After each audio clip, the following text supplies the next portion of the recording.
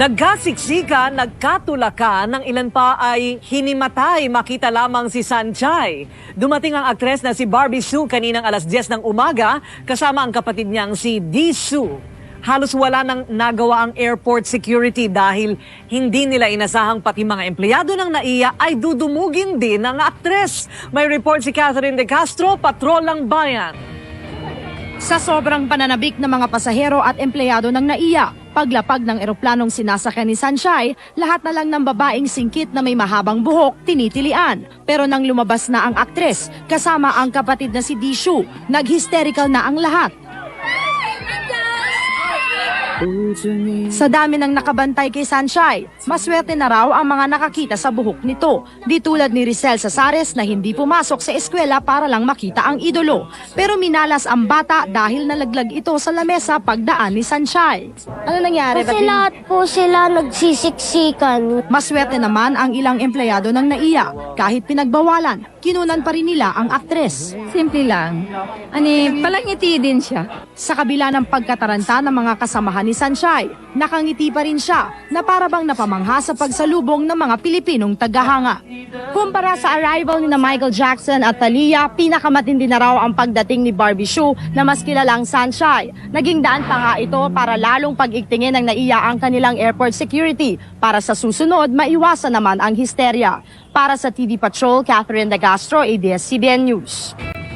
Hindi magkamayaw ang mga tao sa NAIA nang dumating kanina ang dalawang miyembro ng F4 na sina Vanessa Wu at Ken Zhu.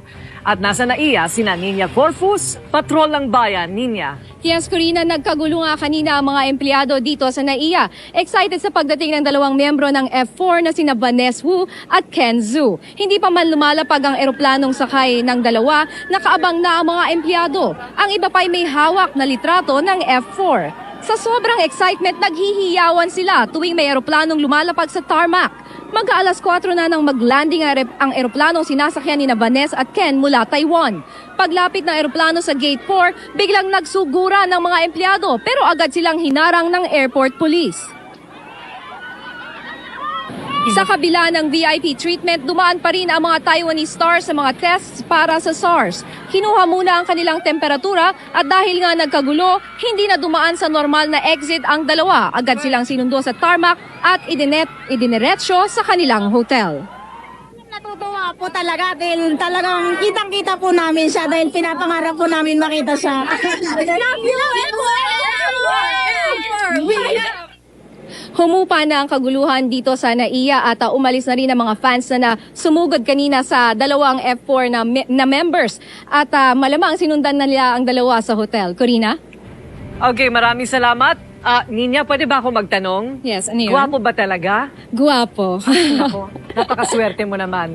Okay, thank you very much, Nina Corpus mula sa NAIA. Dinagsa rin ng mga fans ang tinutuluyang hotel ni na Barbie Sue, Vanessa at Ken. Pero nadismaya ang mga fanatics dahil hindi nila nasilayan ang kanilang mga idolo. Narito ang report ni Sol Aragones, Patrol ng Bayan. Umaga pa lamang ay nag-check-in na dito sa hotel ang mga estudyanteng ito ng Lazal, Ateneo at University of Asian and Pacific. Nagbabaka sakaling makita nila dito ang tatlo sa iniidolo nilang bida ng Meteor Garden na sina Ken, Vanessa at Barbie Sue. We're gonna check in if here, since they're staying here, so easy access, right? Pero kung may kinilig, meron din namang nadismaya dahil hindi na idinaan sa lobby ng hotel ang tatlo. Madaling araw pa lamang ay inaabangan na ni Lovely ang kanyang mga idolo pero hindi man lamang niya nasuryapan ang kahit isa sa kanila dahil sa higpit ng seguridad. Nakaka-disappoint talaga, sayang. Hindi mo sila nakita. Ang tagal namin dito. Ang tagal namin naghintay pero di man lang namin nakita o nasulyapan man lang. Kapansin-pansin naman na ngayong araw na ito ay dumami ang mga nag-check-in dito sa hotel nang malaman nilang dito titigil sina Ken, Vanessa at Barbie. Mismong si Jane King Sue ay excited din dahil siya ang magiging interpreter ng tatlo mula ngayon hanggang bukas. I'll be with them from time they arrive till siguro tonight when they rehearse. Kasi syempre, I'm the key. I'm the bridge between them and the crew. Para sa TV Patrol, Sol Aragones, ABS-CBN News. Ilang oras ding naghintay si Chris Aquino sa pagdating ng mga bituin ng Meteor Garden sa kanilang hotel sa Pasig. Napakahigpit ng seguridad sa naturang hotel. Pinagbawal ang lahat ng pagkuha ng litrato o video. May report si Star Patrol Mario Dumawat. Ilang oras ding naganda sa kanilang salubong ang production crew kabilang na ang Feeling F4 winners look-alike na sina Aaron at MJ. Naligaw din sa hotel si Edu Manzano. No, they're hosting Magandang Umaga Bayan sa Monday. Hindi. Nagkataon lang minsan dumawal na may meeting ako maya. Kinailangang idaan sa basement ang mga Meteor Garden stars para maiwasan ng mga fans. Actually, all over Asia, it's quite similar. In Indonesia, Malaysia, very similar. Even in Taiwan, where these guys come from, their media are very aggressive. Isa na rin ito sa pinakamatinding coverage ng ilang veteranong celebrity at media photographers. This would be like a press nightmares event because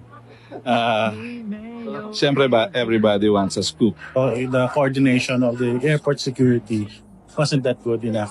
Sisikapin naman ni Chris na maging matagumpay ang kanyang pambihirang special interview sa tatlo. Ganung kakapal na research sa kanila, binasa ko talaga para naman di ako magmukhang engot at di nila ma-feel na, my God, that girl is so old. Tutumbukin niya kaagad ang mga bagay na hindi pa alam ng publiko. Si Ken, I found out, was a sushi chef. I love sushi. So mamaya itatry ko talagang pilitin siyang gawan ako ng sushi. Tapos si Barbie naman, kasi I heard na ang hilig din niya sa fashion. And di ba naman, ako nagpa-post din ako ng mga chongsam look natin because of Mano po. So yun, mag-mini fashion show kaming dalawa. Kaagad tutuloy sina Barbie, Ken at Vanessa kanilang rehearsal mamaya sa Ultra. Para sa TV Patrol, Mario Dumawal, ABS-CBN News. Patuloy ang mga nagbabagang balita sa TV Patrol. Handa na ang lahat para sa concert ni na Barbie, Ken at Vanessa bukas. Pinahigpit na ang seguridad sa Ultra at babaguhin ang daloy ng trapiko sa paligid nito. Narito ang report ni Liza Reyes, Patrol ng Bayan. Pagpasok pa lang sa tahanan ni Gina, kitang-kita ng diehard fan siya ng F4. Ang mga poster sa pader, F4. Pati dekorasyon sa bahay, koleksyong baraha, mga audio CD at VCD, F4. Pinagkakakitaan din niya ang mga CD na pinaparentahan niya na 10 piso kada araw. Isang buwang pinag-ipunan ni Gina ang kanyang mga ticket para sa concert na nagkakahalaga ng 500 bawat isa. Standing room nga lang pero kinagat pa rin niya. Okay lang kasi hindi na mauulit eh. Pati ang nanay niyang mahigit 60 taon na, halos mabaliw rin sa F4. Na hanggang pag may nakita ako ng poster, kahit 10 piso, bibili. Bukas isa lang ang bubuksang audience entrance at ito ay sa Captain Javier Street. Ang mga sasakyang galing Ortigas at Sasyo ay kailangang dumaan sa Meralco Avenue at sa St. Martin at St. Paul Street lang pwedeng pumarada. Umaasa ang mga organizer na mapupuno ng mga tagahanga ng F4 itong Ultra at kung wala pa kayong mga ticket, di pa naman huli dahil magtatayo rin ng mga ticket booth dito bukas. Para sa TV Patrol, Liza Reyes, ABS-CBN News. Dumating na kaninang umaga ang bida ng programang Eternity na si Barbie Sue kasama ang kanyang nakababatang kapatid na si Dee. Natigil sandali ang operasyon sa NAIA dahil sa pag-aabang ng mga empleyadong tagahanga ni Barbie Sue. May report si Catherine De Castro, Patrol ng Bayan. Dinumog ng mga tagahanga sina Barbie at Dee sa una nilang pagbisita sa bansa noong Setyembre. Kaya kanina, binigyan na sila ng VIP treatment ng NAIA. Mahigit 200 airport police ang nagbantay sa paligid ng eroplano ni na Barbie at Dee. Kahit mga empleyado ng NAIA, hindi pinayagang makalapit. Binakuran pa ang media. Matawag namin ngayon na properly coordinated.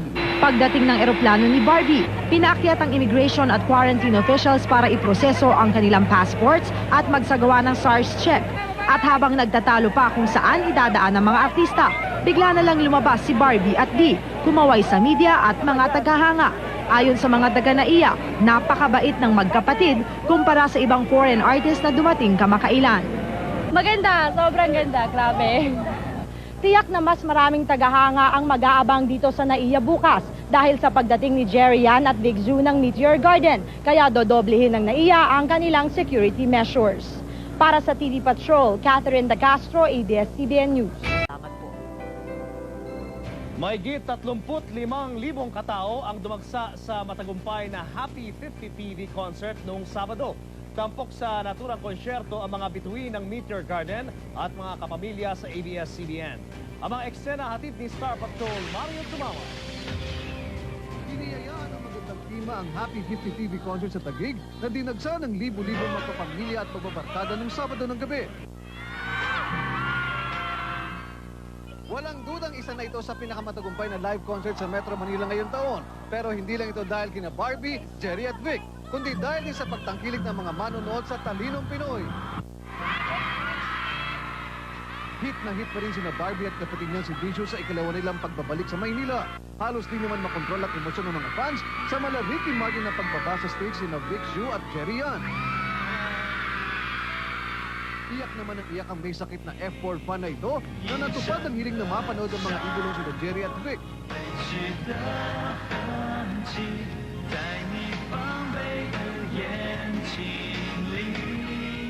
Hindi naman nagpahuli ang mga Pinoy artists Ataw at Hank, sina Vina Morales at 88 King Bayani Agbayani. 88 na! Mainit din ang pagtanggap sa mga sumisikat na singer na sina Josh, Divo, King at Michelle. Ratsada rin si Ai sa Mala Eternity Barbie niyang stage entry. At ang ilang beses niyang costume change. Natapos ang concert sa Makislap na 10 minutes exhibition ng fireworks. Mario Dumawal, ABS-CBN News.